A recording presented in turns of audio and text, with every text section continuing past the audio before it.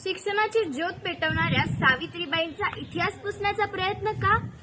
एका माहितीपूर्ण व उत्तम मालिकेचा इथे संप होऊ नये. आपल्या लेकी सुनांना सावित्रीचा संघर्ष समजावा यासाठी ही मालिका सुरू राहणे अत्यंत गरजेचे आहे.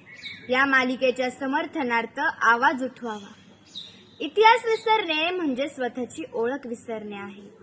सावित्रीबाई फुले यांची मालिका म्हणजे केवळ मनोरंजनच नाही, तर तो अस्तित्वाचा लढा आहे.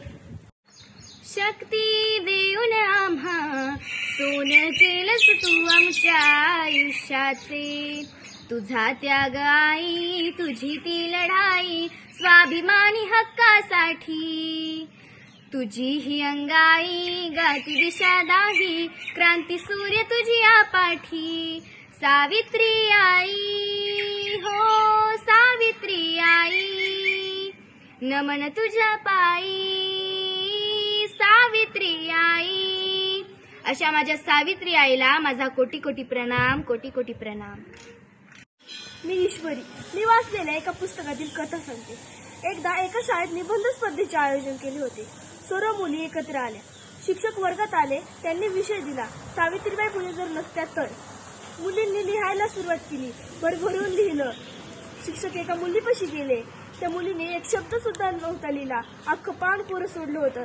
तिला शिक्षक म्हणाले, अगं सगळ्यांनी लिहिलं, तू पान का कोरं सोडलं? तेव्हा तिने असं उत्तर दिलं की सर्वांचं मन भरून आलं. ती म्हणाली, सर, जर सावित्रीबाई फुले नसत्या ना तर ही सगळे पानं कोरीच राहिली असती, मुली शिकल्या नसत्या.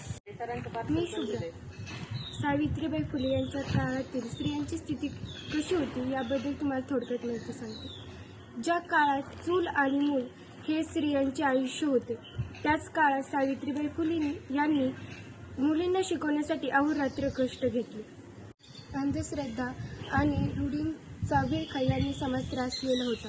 त्याच काळात सगळ्यात जास्त त्रास हा स्त्रियांना झाला. आज स्त्रियांना त्यांचे स्थान निर्माण करता आले. आज त्या अभिमानाने जगू शकतात. म्हणून मी सावित्री ज्योतिराव फुले ही मालिका चालू राहू द्यावी याची मी विनंती करते. मी नेहा. आज जेव्हा मी माझ्या अवतीभोवती पाहते तेव्हा मला खूप अभिमान वाटतो. तेव्हा मला खूप अभिमान वाटतो. कारण आज मुलींनी चूल मूल नाही तर शिक्षणाची वाट दाखवली. आजच्या मुली अंतरावर पोहोचल्या आहेत. देशाच्या सीमेवर रक्षण करत आहेत. एवढंच नाही तर नवीन नवीन तंत्राचा शोध घेत आहेत. हे शक्य झाले ते फक्त क्रांतीज्योती सावित्रीबाई फुले आणि महात्मा ज्योतिराव फुले यांच्यामुळे. काळ बदलला, आव्हानं बदलली, पण जिद्द तीच आहे. हे फक्त सावित्रीबाईंमुळेच. सावित्रीबाईंनी आपल्या अंगावर दगड, गोटे, शेण झेलले. तर आपण या काळात सावित्रीबाईंसारखे धाडशी राहिले पाहिजे. चला तर मुलींनो, आपण जिद्दाने पुढे जाऊया आणि शिक्षणाला प्रोत्साहन देऊया आणि आपल्या स्वतःच्या पायावर उभं राहायला शिकूया. आशिया खंडातील सर्वात मोठी संस्था म्हणजे रयत शिक्षण संस्था. या संस्थेचे संस्थापक म्हणजेच डॉक्टर पद्मभूषण कर्मवीर भाऊराव पाटील यांनी महात्मा ज्योतिराव फुले आणि सावित्रीबाई फुले यांच्या शिक्षणाचा वारसा पुढे चालवला.